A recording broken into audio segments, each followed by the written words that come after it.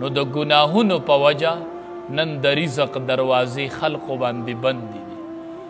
نن د ګناهونو په وجه د لعنت دروازې کولو دي. که پرهیزګاري راله الله به دا برکات او فتوحات ډېر برکتونه به راشي، رزق کې به برکت پیدا شي،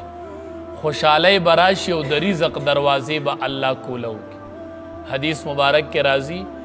من احب ان یبسط له فی رزقه وینسع له فی اثره، چې کم کس دا غواړي چې زما د رزق پراخه شوی، زما د په ژوند کې برکت وی، ما باندې د برکات کولو وی، نو فلیصل رحمه فلیصل رحمه، دې د خپل رشتہ دار سره رشته به حال کی، رزق به هم پراخه شي او برکت ژوند کې به الله برکت ورواچي. نو دا ګناهونو په وجه د رزق دروازې بندې دي، د هر رشتہ دار د بل سره نالګي ده، ژوند کې برکت څنګه پیدا شي، رزق پراخي د کم طرفه راشي، د ګاونډي سره نالګي ده. نبی کریم صلی الله علیه وسلم فرمایي لیس المؤمن بالذي یشبع وجاره جائع. نبی علیہ السلام وی دا مومن نه دی، دا مومن نه دی چې دی په مړه ګېډه ډوډۍ وخوري او په ګاونډ کې د ګاونډي وکي. حدیث مبارک کې راځي د قیامت په ورځ به یو ګاونډي راپاسي، بل ګاونډي به د لمن نه ونیسي، د الله په مخ کې به د لمن نه ونیسي. وایي به رب العالمین دا هغه ګاونډي دی الله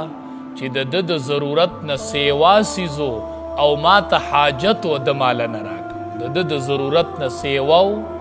او زما ورته حاجت و الله مال نه راکړه، او د الله په دربار کې به د لمن نه ګاونډي نیول، نو د رزق پراخي به څه راشي. ستا د کوره کوڅو کې رزق بهیږي، ناوګو کې چاول روان دي، هلته وږی ګاونډي شپه تېري او ته هغه له اضافي نه ورکړي. نو پراخي د رزق ځکه نشته دی، دروازې د برکاتو بندې دي، برکتونه د رزق نه اوچت شول، برکت نشته دی په رزق کې. علما وایي دوه قدمونه چې دي دا الله ته ډېر محبوب دي. یو قدم چې هغه د فرض مانځه دپاره د کوره اوچت شي، دا ډېر محبوب قدم دی الله ته، دا ډېر قیمتي قدم دی. دویم علما وایي چې کم قدم د خپل کور نه اوچت شي د رشتہ دار د ملاقات دپاره، په دې قدم الله دومره اجر ورکوي لکه څومره اجر چې په هغې قدم ورکوي چې کم قدم د فرض مانځه دپاره اوچت شو. تا د کوره قدم اوچت کو چې زم د رشتہ دار ملاقات وکړم، رشتہ بحال که رزق به دې پراخه شي، ژوند کې به دې الله برکت ورواچي. نو د اسمانونو او د ځمکې برکات چې کولاویږي دا به په پرهیزګارۍ کولاویږي. نو نن سبا هغه ګناهونه جاري دي چې د هغې په وجه لعنتونه جاري دي، نو څنګه به رزق کې پراخي راشي. کور کې زنانه روټۍ پخي او سرې سرتوري، نو لعنت پې ورېږي، نو پراخي د کم ځای نه راشي. داسې ګناهونه نن سبا معاشره کې عام دي چې د هغې په وجه د الله لعنتونه راوریږي، د لعنت دروازې کولو دي او د برکتونو دروازې. برکات من السماء والارض، د ځمکې او د اسمان برکتونه چې دي هغه نیول شوي دي، هغه نه راځي. حدیث مبارک کې راځي لعن النبی صلی الله علیه وسلم الواصلة والمستوصلة. نبی علیہ السلام لعنت را لیږلی دی په هغې زنانه باندې چې هغه د خپلو ویښتو سره نور ویښتان ولګوي، پیوسي کي ورسره، په هغې زنانه م او دا کومه چې ورله لګوي په هغې باندې م لعنت دی. په دواړو د الله لعنت ورېږي چې ویښته لګوي یا کمې له ولګوي، د ویښتو سره نور ویښتان ولګوي. حدیث مبارک کې راځي نبی کریم صلی الله علیه وسلم لعنت ویلی دی الواشمات والمستوشمات، په هغې زنانه باندې چې هغه په سرمن کې دنده خال لګوي، خال لګونکي او کومه چې ورله لګوي په هغې هم الله لعنت ویلی دی، او کومې له چې ولګوي په هغې هم د الله لعنت. او حدیث مبارک کې راځي په هغې زنانه هم د الله لعنت وریږي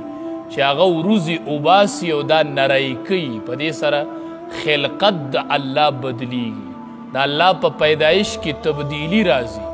چې وروځې اوباسي او نری نری یې کي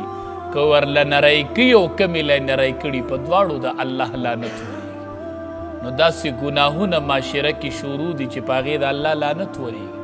د برکاتو دروازې د اسمان د طرف نه بندې دي ځمکه نه بندې دي حدیث مبارک کې راځي هغې زنانه باندې د نبی کریم صلی الله علیه وسلم وی د الله لعنت دی چې کم وی زنانه او پیشن د نارینه و اختیاری د نارینه پشان پیزار او د نارینه پشان لباس استعمالی یا نارینه دی هغه پیشن د زنانه و استعمالی پدیم د الله د طرف نه په دې نارینه باندې لعنت وریږي النائحه حدیث مبارک کې راځي چې کومه زنانه په غم په وخت کې چغې وي چغې او ګریوانونه شلي په دې باندې د الله لعنت وریږي او چې کومه زنانه ورته غوږ دي اوري په هغې د الله لعنت وریږي لیس منا نبی علیه السلام فرمایي مانه نه دی من ضرب الخدود وشق الجیوب چې هغه د غم په موقع باندې مخ په څپېړو وخي او ګریوانونه شلي او چغې وخي النائحه دا کومه زنانه چې چغې وي او دا محاسن د مړي یادوي په دې د الله لعنت وریږي او دا کمې چې ورته غوږ دي په هغې د الله لعنت وریږي نو د لعنت دروازې کولو دي او د برکاتو دروازې بند دي خود به لعنتونه وریږي د الله د طرف نه نو کم از کم چې د دې بعضې ګناهونو نه توبې ویستلی شي او رښتي به حال شي د الله د طرف نه به مونږ او تاسو باندې برکات د اسمانونو راوورېږي حدیث مبارک کې راځي هغې زنانه باندې هم لعنت وریږي د الله د طرف نه چې کله ورته خپل خاوند دعوت ورکړي خپلې بسترې ته او دا ترنه انکار وکړي او دې ته شرعي عذر نه او دا انکار وکړي حدیث مبارک کې راځي چې خاوند شپه تیره کړي او حال دا دی چې دی ناراض په ناراضتیا په ټیم کې دا شپه تیره کړي نو لعنتها الملائکة حتی تصبح د سبا خطو پورې په دې شپه په دې زنانه باندې د الله د طرف نه لعنتونه وریږي د سبا پورې لعنت وریږي چې خاوند خپه اوده دی په دې لعنت وریږي د سبا پورې علما وایي دا د فقه مسله ده چې زنانه کله نفلي روژه نیسي نو د خپل خاوند نه به اجازت غواړي لکه اوس د شوال روجې څومره قیمتي دي نبی علیه السلام فرمایي من صام رمضان چا چې د رمضان المبارک روجې ونیولې ثم اتبعه ستا من شوال بیا ورسره شپږ روجې د شوال ونیولې نو کانه کصیام الدهر ده ته دومره اجر میلو شو لکه ده چې ټول عمر روجه نو زنانه چې دا روجې نیسي نو د خاوند اجازت پکې شرط دی خاوند اجازت وي اله به دا نفلي روجه نیسي خاوند اجازت نه دا به نفلي روجه نه نیسي نو به هر صورت د برکاتو دروازې چې کولاویږي هغه به په تقوا سره هغه په پرهیزګارۍ سره هغه د الله په خوشحالۍ سره به د برکاتو رزق کې به پراخي پیدا شي کورونو کې به پراخي راشي نو ځکه وایي که دې ایمان راوړی وی پرهیزګاري اختیار کړی وی نو لفتحنا علیهم برکات من السما مونږ به پرانستیو په دې باندې برکتونه د اسمانونو برکت څه ته وایي برکت دې ته وایي کله ناکله به ته څیز یینې چې هغه به لږ الله به یې ډېر کړي دې ته برکت نبی کریم صلی الله علیه وسلم به یوه کاسه کې ډوډۍ و هغه به دومره ډېره شوله چې د دنیا د 80 تنو به کافي شوله یو قسم برکت دا دی یو قسم برکت دا دی چې هغه څیز به ډېرېږي نه اقمره به وي خو الله به پکې برکت ورواچي لکه مثال کې طور پر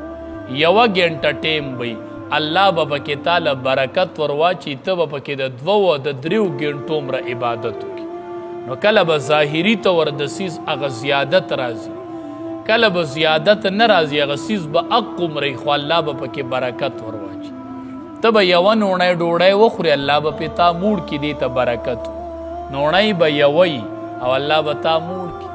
کله ناکله به 3 ډوډۍ وخورې نه به مړېږي برکت په پکې نه وي کنه نو برکت دقې ته وایي چې یوه نوڼۍ به ته به پې موړ شي او کله به 3 ډوډۍ او ته به پې موړ نه شي نو الله دې زمونږ په مالونو او جانونو کې ټولو کې برکت ورواچي نو وایي لفتحنا علیهم خامخا پرانستی به وي مونږ په دې باندې برکات من السما برکتونه د اسمان او د ځمکې ولکن کذبو لیکن دی تکذیب کو نو فاخذناهم ونیول مونږ دی لره په عذاب سره بما کانو یکسبون په سبب د هغې عملونو چې دی به کوله فرمایي وما ارسلنا فی قریة من نبی نو لیگلی مونگا پا حس یو کلی کی حس یو نبی الا اخذنا اہلها مگر انیو مونگا اہل داغی مبتلا کو مونگا اہل داغی بالبعصائی پا سخت غریبی سرا والضرائی و پا مرزن سرا لعلهم یضرعون دا پارا دا دی چی دوی زاریو کی اللہ تا ثم بدلنا بیا بدل کو مونگا مکان السیئتی پا زید سختی باندی الحسنتا خوشالی حتی عفو دردی چی زیاد شول دا عرص زیاد شول دوی ترقی وکڑل نو وقالو دی بویل قد مس آباءنا الضراؤ پا تقیق سر رسیدل و مشرانو زمونتا تنگ دستی والسراؤ او خوشالی فاخذناهم بغتة انول مونگدی لرا ناصاف وهم لا يشعرون او دین پوہیدل ولو ان اہل القرى کچری وے اہل ددی کلی آمنو چی ایمان راوڑے وے واتقو تقوی اختیار کڑے وے لفتحنا علیہم برکات من السما نو خامخا پرانستی بو مونگ پدی باندی برکتون دا اسمان او دزمکی